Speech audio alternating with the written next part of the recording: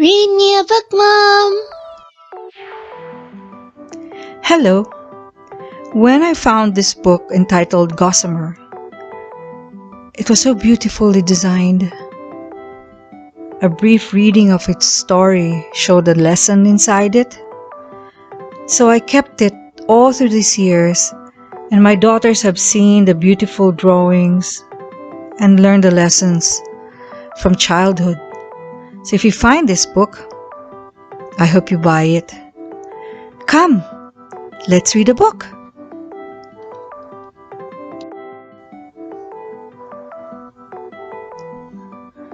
Farther than far, and to the very edge of the horizon, was a path bordered in snow-covered lacy fern. If you walk down that path, following the snow steps of creatures who went before, you would find the land called Barely There. Barely There, a crystal snowy land filled with magic and delight of winter's white drape. Hardy shoots of green are beginning to pop through the snows of winter past, and the air is full of promise of spring.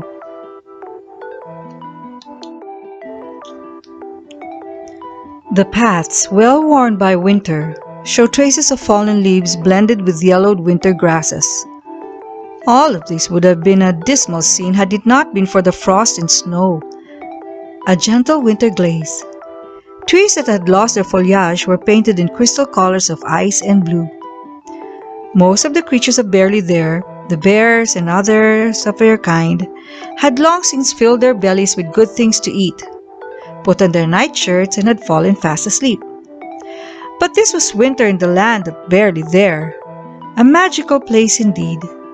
Instead of being sad at the loss of summer's life, most of the forest creatures were glad, and they relished the gentle bite of winter's touch, for in the winter's dying came the promise of spring's rebirth.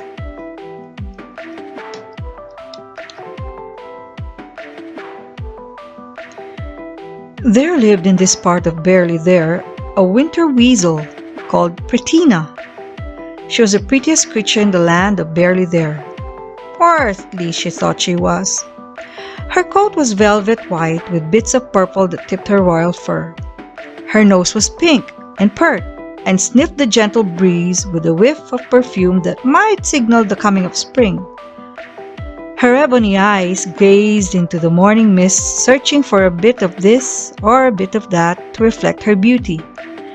For, you see, Pretina liked to compare herself to all the animals in the land of Barely There.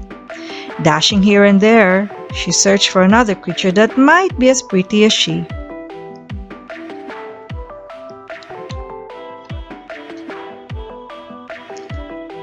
She scampered about the frozen fields, her feet crickling and crackling on the frosted grass. She stopped to look at the blue jay screeching at the cardinal who had dared to sit in the same poplar tree. She thought, I wonder if those birds are as pretty as me. She looked, and then, like twinkling eyes, her laughter rang throughout the meadow. Oh no! Those birds aren't nearly as pretty as me. Then on she skittered, looking for someone or something that could reflect her beauty.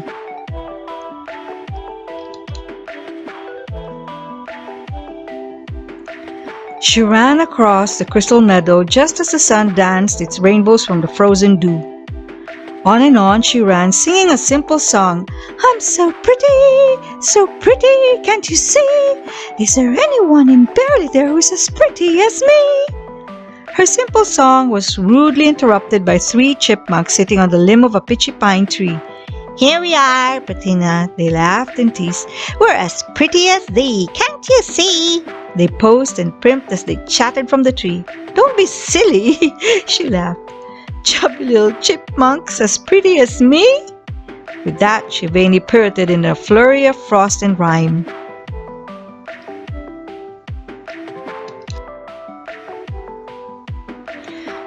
Pretina hadn't gone far when she came upon some bunnies rooting about in the snow looking for hidden winter carrots.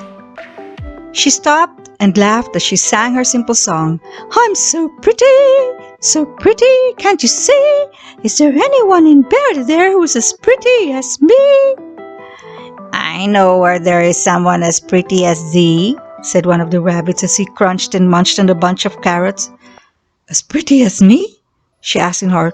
Where is there someone as pretty as me? The rabbit continued his munching and slyly said, Go to Mirror Lake. There, just at the water's edge, you will find someone as pretty as thee. Best be careful, for the ice is as thin as your vanity. Pratina, not listening to his warning, cried, It's a lie! There can be no one as pretty as me!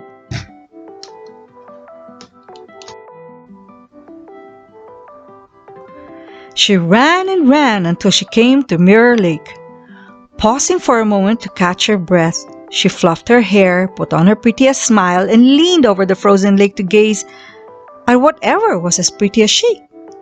There she saw the blurry outline of a winter weasel, all white and furry bright. Bettina shook her head in fear and fright. Oh no!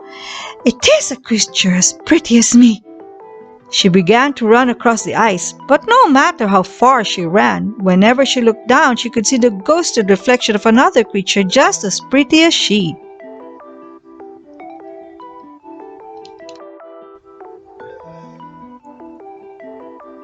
She ran and skittered across the ice, vainly trying to outrun her own reflection. She would have run all the way across the lake had not the ice become weakened by the early spring sun.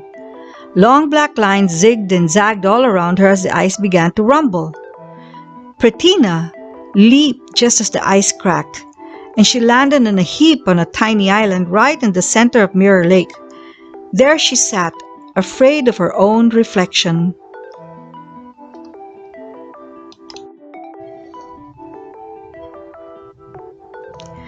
She would have been there to this very day if there had not come a fluttering in the sky.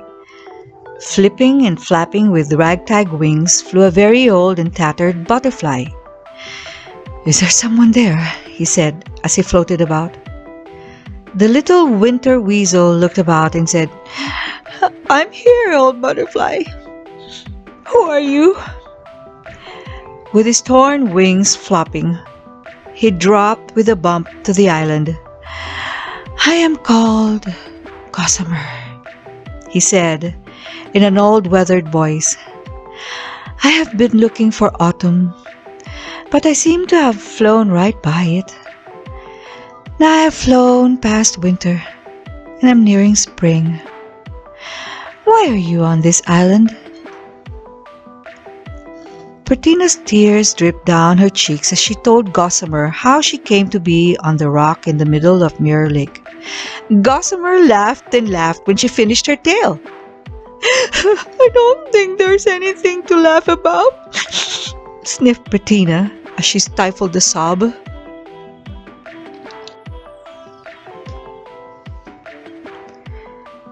Oh, my dear little weasel, I am not laughing at you, but the remembrance of another story. Listen as I tell you. Once there was the most beautiful butterfly in all the land of Barely There. At first he didn't know that he was beautiful, but one day he happened to fly over a sparkling creek. He looked down and saw the most beautiful creature he had ever seen. It was then that the butterfly realized that he was looking at his mirrored image. So enamored was he that from that day forward he looked most everywhere to see his own reflection.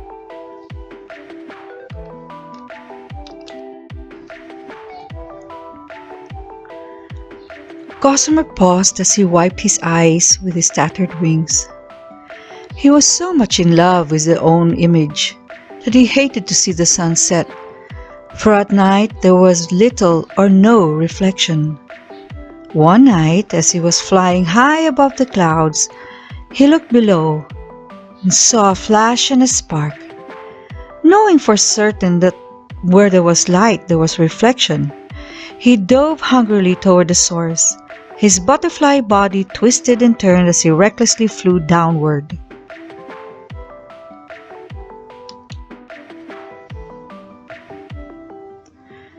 The silly butterfly saw a bit of his image cast in a tiny broken mirror. But too late he realized that the sparkling light was a candle's flame. He arched his back and reached for the wind with all his strength. But he was too close. The flickering flame burnt and singed his beautiful wings, and the heat blinded his eyes forever.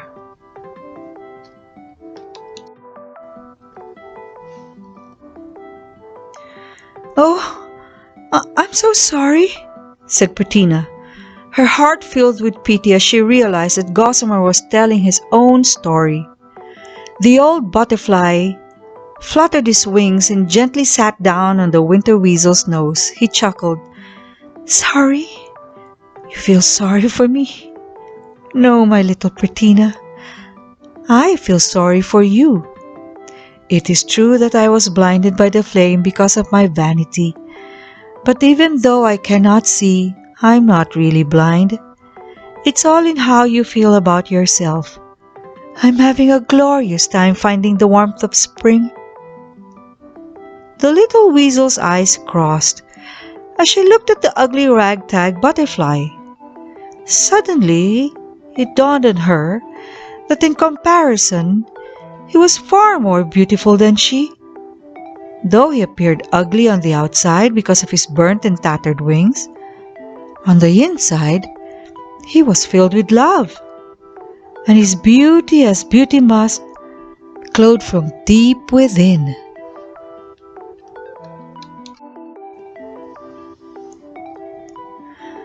With Gossamer fluttering beside her, the humbled winter weasel carefully crossed Icy Mirror Lake and guided the blind but beautiful butterfly back to spring and the land of Barely There. There they live to this very day, telling all the creatures in the land that outward beauty can be enjoyed only when inward beauty is present. The end. Good night.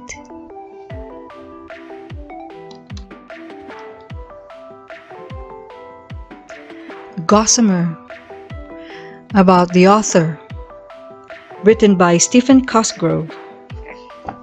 Stephen Cosgrove was born and raised in the Northwest. He and his wife, Sheree, live in a small farm in Snohomish, Washington, and he frequently rises before dawn to head out to his renovated barn to settle into a long day of writing. Stephen has written and published over 100 inspirational books for children. His ever-popular Serendipity book series has won the hearts of both the young and the old. Stephen's books reflect his desire to communicate moral values to children. A popular speaker, Stephen travels widely, always relating to the children in his audiences. He doesn't think of himself as a writer or author, rather he thinks of himself as a maker of dreams. Therefore, he refers to himself as the Dream Maker.